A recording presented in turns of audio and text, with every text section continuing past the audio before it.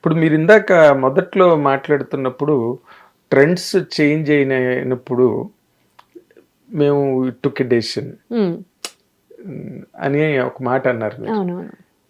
ఏంటి మిమ్మల్ని ఇబ్బంది పెట్టిన ట్రెండ్స్? నాకు ఇబ్బంది ఏం పెట్టలేదండి. అంటే బట్ ఏమంటే కానీ మ్యాచ్ కానీ ట్రెండ్స్. అంటే ఏంటంటే ఒక ట్రెడిషనల్ ఇప్పుడు సౌందర్య గారు నేను వచ్చినప్పుడు ఏమైందంటే సౌందర్య గారు టాప్లో ఉన్నారు. సో ఏమైందంటే ఆవిడ చేసే రోల్స్ లాంటివి ఆ, మాకు కూడా అవి క్యాస్కేడ్ అయ్యి మాకు కూడా వచ్చాయి.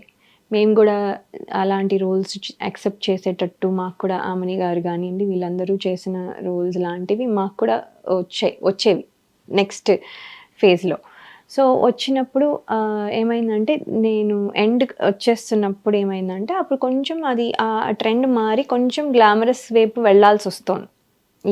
Even though it is traditional కొంచెం గ్లామర్గా ఉంటే బాగుండు అనే ఒక ట్రెండ్కి వెళ్తున్నప్పుడు క్యాచ్ చేయడానికి ట్రై చేసి కొన్నిసార్లు ఏమవుతుంది క్యాచ్ చేయడానికి ట్రై చేసి కొంచెం మన ఇబ్బంది స్టైల్ పడ్డారు. కాదు కదా, అంటే జనాలు కూడా యాక్సెప్ట్ చేయాలి.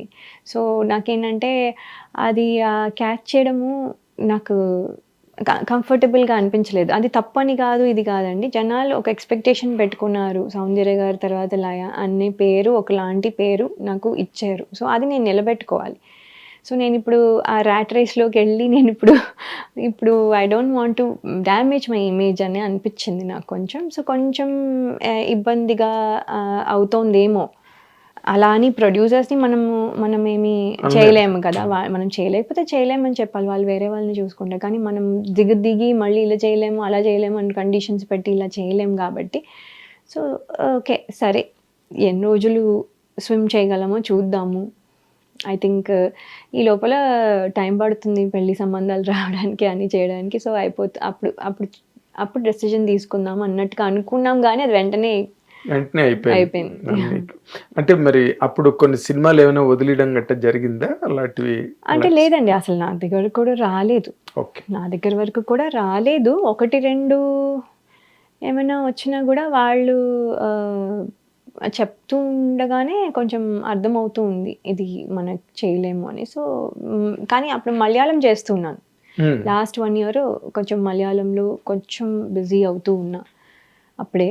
కాకపోతే ఇది ఇలా పెళ్లి సంబంధం రాగానే అన్ని డ్రాప్ చేసాను, బికాజ్ అక్కడికి వెళ్ళాలి కాబట్టి డ్రాప్ చేసేసాను. ఎగ్జాక్ట్లీ. సో మధ్యలో ఈ వెళ్ళే లోపల వీసా ప్రాసెస్లో కొన్ని టీవీ షోస్ అన్నీ కూడా చేశానండి. కొన్ని మెగా బంగారం మీకోసం అని చెప్పి, బ్లాక్ అని ఒక TV show where singers blind people singing like Paadutha Theeyaga for blind people.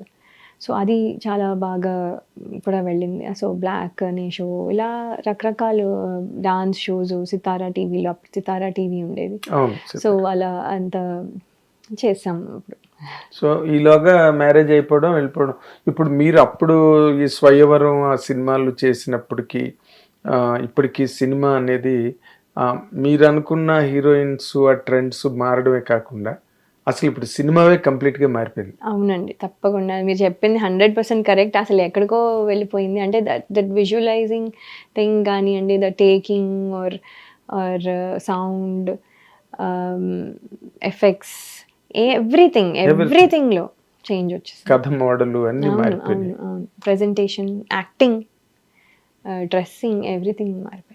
అదే మీరు అనుకున్న అంటే ఆ టైంలో వచ్చిన చిన్న గ్లామర్ ఉండి, లేకపోతే ఎక్స్పోజింగ్, లేకపోతే ఈ స్కిన్ షో అలాంటివి ఇప్పుడు అసలు లేవండి.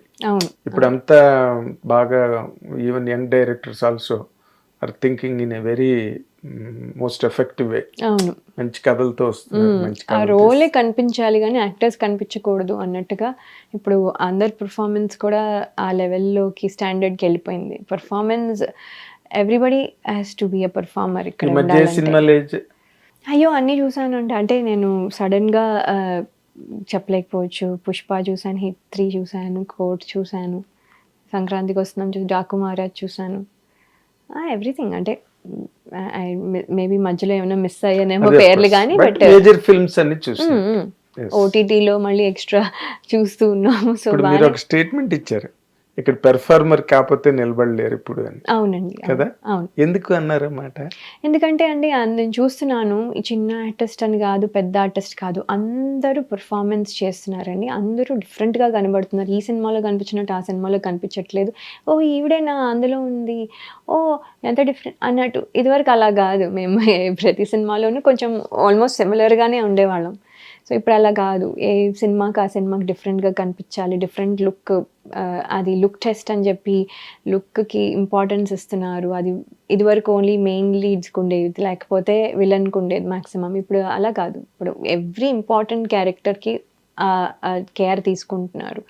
లుక్ వైస్ కానియండి, పెర్ఫార్మన్స్ వైస్ కానియండి, ఎక్కువ సటిల్‌గా చేస్తున్నారు. ఎక్కువ రియాక్షన్స్ ఇవ్వట్లేదు. సో, చాలా చాలా మార్పొచ్చింది అని అండ్ పెర్ఫార్మన్స్ చాలా ఇంపార్టెంట్. మరి అంతసేపు కెమెరా వాళ్ళ ఫేస్ మీద ఉన్నప్పుడు Correct. మరి పెర్ఫార్మర్ కాకపోతే ఇప్పుడు అసలు ఉండలేరు. సో, ఇప్పుడు చాలా చాలా ఇంప్రూవ్ అయింది. పెర్ఫార్మన్స్ స్కేలే పెరిగిపోయింది.